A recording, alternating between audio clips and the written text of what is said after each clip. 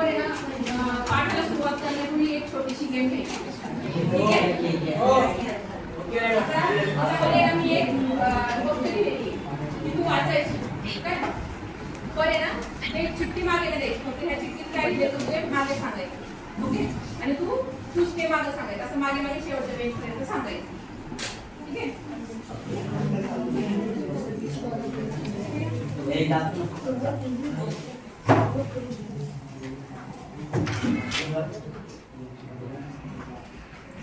हीच गोष्ट त्याला मागे सांगायची. चिठ्ठी नाही द्यायची, फक्त मागे सांगायचं.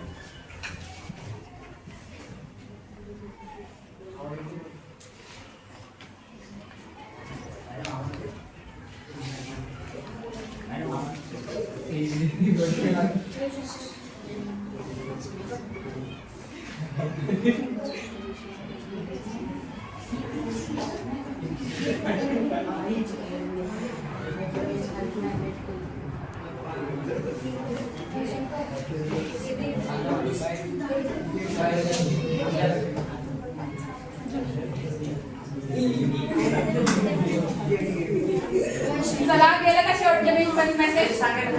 आता तू बरा काय काय सांगितलं नाही तुला.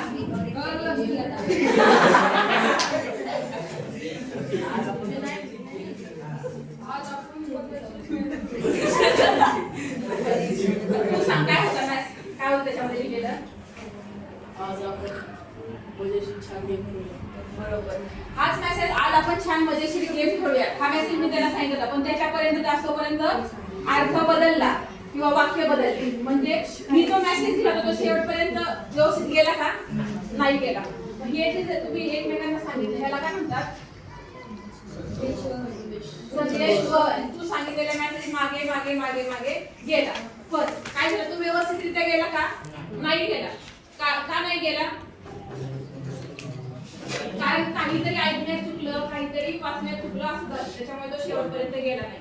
आता आपण ह्या जो आपण संदेश वन ही छोटीशी गेम खेळली तोच धडा आज आपण घेणार आहोत. संदेश वहन. बरोबर. आपण रोजच्या जीवनामध्ये आपल्याला गरज लागते मेसेज एकमेकांना सांगण्याची किंवा संदेश एकमेकांना सांगण्यासाठी. बरोबर आहे. याच्यासाठी वेगवेगळे आपण साधनं वापरतो. बरोबर. कोणकोणती साधनं वापरतो कोण कोण सांगू शकतो. आपण एखाद्याला एखादी गोष्ट सांगायची आहे त्यासाठी कुठली कुठली साधनं आपण वापरतो. मोबाईल. बरोबर आहे. सांगा. सांग. पत्र. बरोबर. बरोबर. अजून कोण सांगेल. लॅपटॉप. लॅपटॉप मधनं काय सांगणार कशात पाठवणार. बरोबर. म्हणजे अशी साधनं भरपूर आहेत. काय टेलिफोन. संदेश वहनाची अशी वेगवेगळी साधनं आहेत. आता आपल्याला असं वाटतं की आता तुम्ही सगळी नावं सांगितली लॅपटॉप मोबाईल ईमेल ही सगळी आत्ताची साधनं आहेत. म्हणजे संदेश वहन हा आता आपल्याला लागलेली गरज आहे का नाही. संदेश वहन ही गरज आपल्याला फार पूर्वीपासून आहे. बरोबर आहे. आजचा हा विषय आहे का संदेश वहन. आपण जे आता आपल्याला वाटतंय तुझ्याशी बोलायचं पण ही गरज पूर्वी होती का नव्हती. एखादा मेसेज आपण दुसऱ्याला द्यायचा आहे ह्याची गरज पूर्वी होती. मग हे पूर्वी कसं करत असतील संदेश वहन. एकमेकांना मेसेज किंवा एखादी माहिती आपण एकमेकांना दुसऱ्यांना देतो तर ती कशी देत असेल असं तुम्हाला वाटतंय. जुन्या काळात कशी देत असेल कोण सांगेल. बरोबर. अजून शिवाजी महाराजांच्या काळात कशी देत होते रे कोणाला माहिती आहे. बरोबर आहे. दवंडी. बरोबर. दवंडी म्हणजे काय असं माहितीये का. दवंडी म्हणजे पूर्वी काय असायचं की एक गाव आहे गावात एखादी महत्त्वपूर्ण गोष्ट आहे की सपोज एखाद्याने भाग पाहिलेला कुठेतरी जंगलामध्ये आपल्या गावामध्ये आलेला आणि त्याला तो मेसेज सर्व गावामध्ये द्यायचा आहे. पण प्रत्येकाच्या घरात जाऊन मेसेज देणं किंवा संदेश देणं त्यावेळेस शक्य नव्हतं. मग त्यावेळेस ते काय करायचे की दवंडी पिटवायचे आणि जो माणूस ही दवंडी पिटत होता त्याच्या हातामध्ये काय द्यायचे ते एक ढोल किंवा ताशा असा द्यायचा आणि तो जर वाजला तर अख्खं गाव त्या ठिकाणी तो काय सांगतोय हे ऐकण्यासाठी म्हणजे त्याचा संदेश ऐकण्यासाठी सगळं गाव तिथे जात होतं. मग तो ज्यावेळेस ढोल वाजवायचा तेव्हा सगळे गाव एकत्र यायचे. मग ते मेसेज सांगणार अरे इथं भाग पाहिलेला आहे कोणी घराच्या बाहेर जाऊ नका असे ते संदेश देत होते. म्हणजे पूर्वी संदेश कसा द्यायचे दवंडी पिटवून. शिवाजी महाराजांच्या काळात आपल्या एखादा गनिम झालेला आहे हे सांगण्यासाठी घोड्यावरचा माणूस शिवाजी महाराजांच्या तिथपर्यंत जायचं, बरोबर आहे. म्हणजे त्यावेळेस साधन काय होतं, संदेश पोहोचवण्याचं घोडा, बरोबर. आता ही आपण आहेत ना ही काही पारंपरिक संदेश वहनाची साधनं आहेत, बरोबर.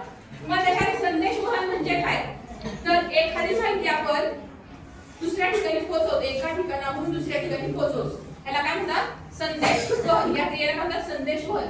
आता पारंपरिक साधनांमध्ये पूर्वी एक असायची दवंडी, आता मी तुम्हाला त्याचं उदाहरण दिलं, आणि वर्तमानपत्र पण आपल्या स्वातंत्र्यापूर्वी आलेलं साधन आहे.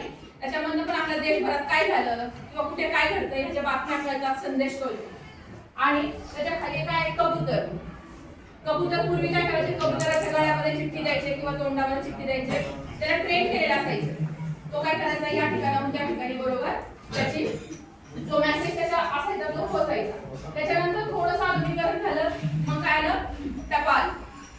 म्हणजे मग तुम्ही सांगितलं ना, पत्राच्या माध्यमातून मला एखादा संदेश द्यायचा, माझ्या मावशीला सांगायचे, माझी कुशली कळवायची, तर पत्र पाठवायचे. तुमचा जमाना वेगळा आहे, तुम्ही काय करता, इंस्टाग्रामवरती स्टोरी टाकता, सगळ्या जगाला पाहिजे, बरोबर.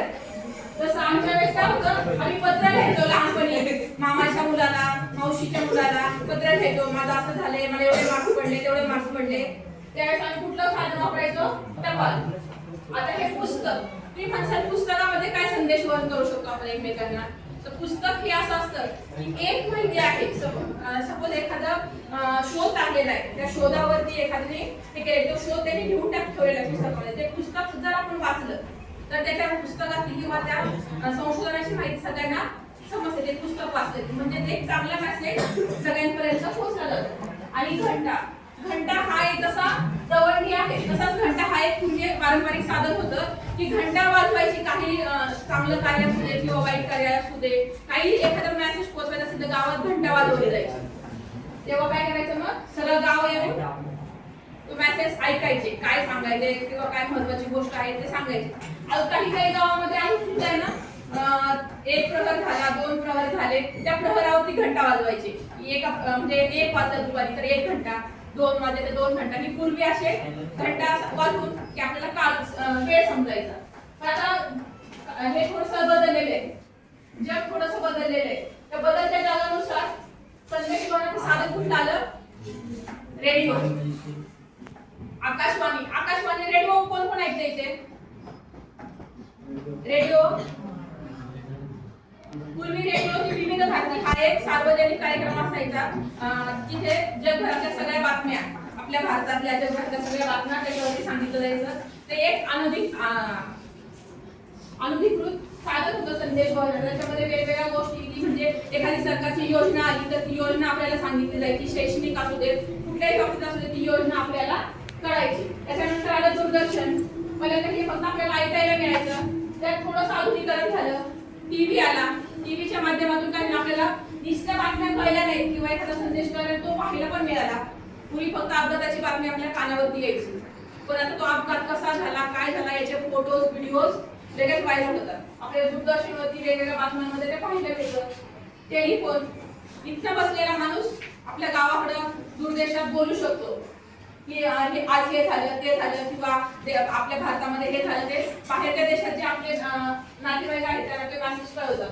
त्याच्यानंतर संगणकामध्ये तुम्ही काय बोलले मगाशी, मेल करून आपण माहिती सांगू शकतो किंवा एखाद्या कंपनीला आपण मेल करू शकतो की आम्हाला तिकडे व्हॅकन्सी आहे का, आम्हाला जागा पाहिजे वगैरे. मोबाईल, या सगळ्या गोष्टी आहेत एका छोट्याशा मोबाईल मध्ये आल्या सगळ्याच. रेडिओ आला, टीव्ही आला, फोन आला, सगळ्या गोष्टी ह्या संगणकाने आत्मसात केल्या.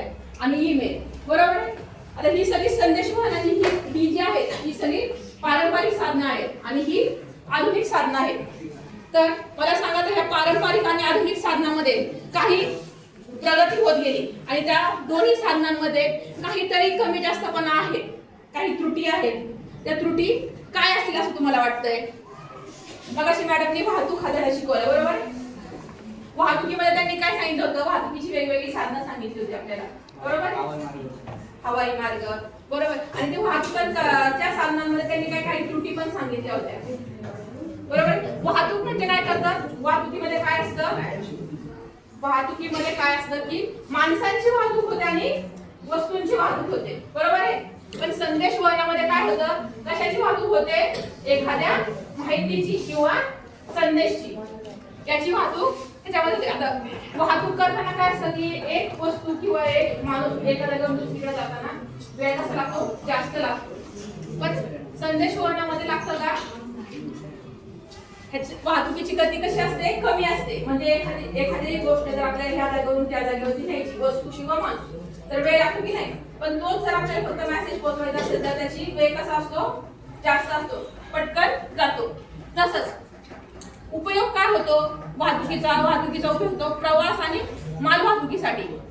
पण संदेश वहनाचा उपयोग कशासाठी होतो, संवाद आणि माहितीसाठी. माध्यम, आता वाहतुकीसाठी कुठले कुठले माध्यम वापरले जाते, रस्ता, रेल्वे, जलमार्ग, हवाई मार्ग.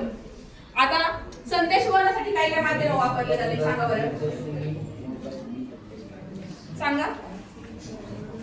संदेश वहनासाठी काय काय वापरू शकतो आपण, कुठले माध्यम असेल.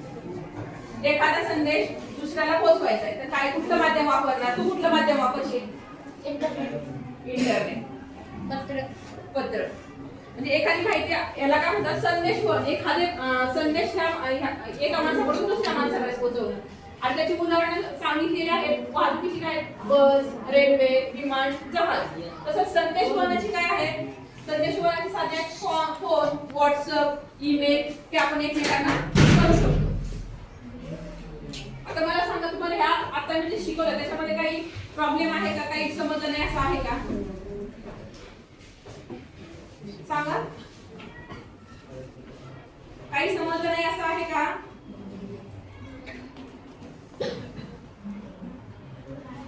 समजलं. पारंपरिक साधने समजली. पारंपरिक साधनांमध्ये काय त्रुटी असतील असं तुम्हाला वाटतंय,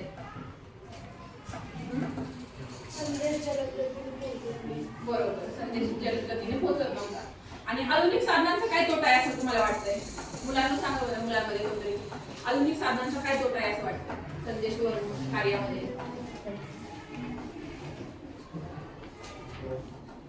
काही कल्पना आहे का, काय त्रुटी असेल.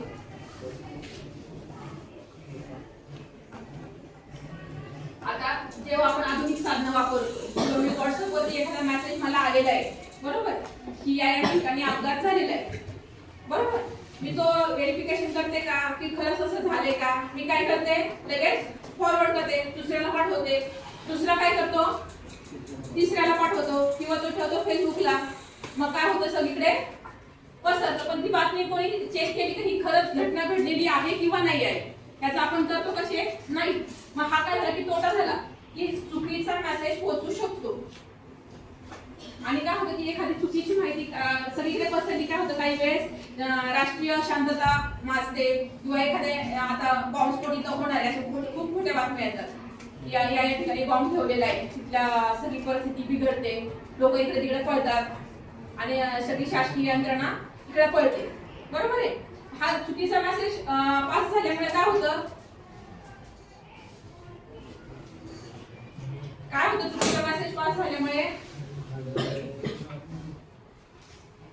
जागतिक अशांतता बिघडून जाते, राजकीय अशांतता बिघडून जाते. त्याच्यामुळे जसं वाहतुकीमध्ये काही त्रुटी आहेत तसं संदेश वहनामध्ये सुद्धा काही त्रुटी आहेत. जसं पारंपरिक साधनांमध्ये काही त्रुटी आहेत तशा आधुनिक साधनांमध्ये सुद्धा काही त्रुटी आहेत. फायदे पण दोन्हीकडे आहेत आणि तोटेही दोन्हीकडे आहेत. कळलं तुम्हाला?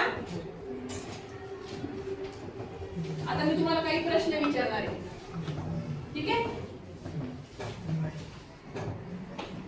त्याच्यापूर्वी सांगा, आपण संदेश वहनाचे कुठले प्रकार पाहिले?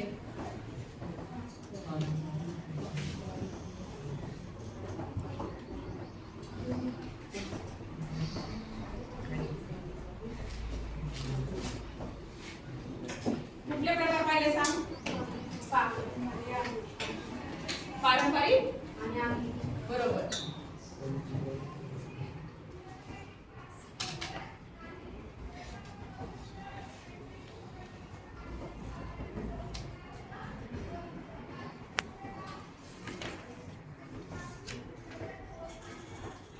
मला सांगा, तुम्हाला कुठलं साधन वापरायला आवडेल संदेश वहनासाठी? पारंपरिक का आधुनिक? आणि पारंपरिक कोणाला आवडेल? नाही आवडणार? तुम्ही ह्या नवीन युगाची आहेत ना, तुम्हाला त्याच्यामुळे आधुनिक साधनं तुम्हाला आवडणार. मी आता तुम्हाला एक स्वाध्याय देते, तो तुम्ही करून आणा.